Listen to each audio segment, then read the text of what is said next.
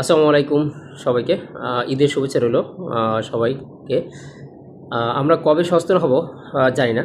হয়তো বাঙালি হিসেবে আমরা যেদিন সচেতন হব ওইদিন হয়তো আমরাও আরও উন্নতই পথে হাঁটতে পারবো।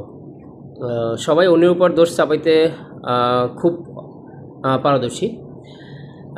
এই বিশাল একটা পবিত্র ঈদুল আজহা গেল, সবাই আমরা পশুর কোরবানি দিয়েছি।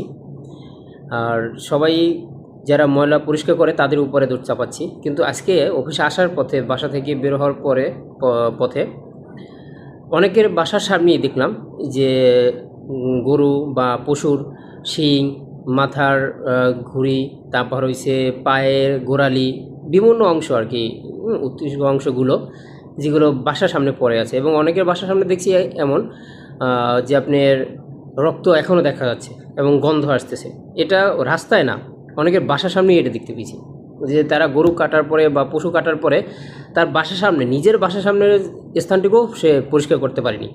তাহলে নিজের বাসার সামনে নিজে যদি পরিষ্কার না করতে পারি বা না করি, তাহলে এই পরিষ্কারটা কি যারা এই বিষয়ে দায়িত্বে আছে, পরিষ্কারের বিষয়ে, বা সিটি কর্পোরেশন লোক, তারা কি করব? সো আমরা নিজেরা একটু সচেতন হই, নিজেরা নিজেদের বাসা বা আশেপাশটা পরিষ্কার রাখি।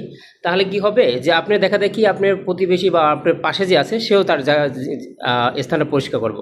এভাবে পরিষ্কার করলে আমাদের পরিবেশটা সুন্দর হবে বা পরিষ্কার হবে, এবং পরিবেশও সুস্থ থাকবে।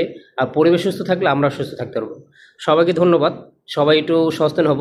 এখনও যাদের বাসার সামনে মনে করি যে ময়লা পড়ে আছে, একটু নিজ নিজ দায়িত্বে পরিষ্কার করি। সবাই একটু পরিবেশকে সুস্থ রাখি। থ্যাংক ইউ সবাইকে। আসসালামু আলাইকুম।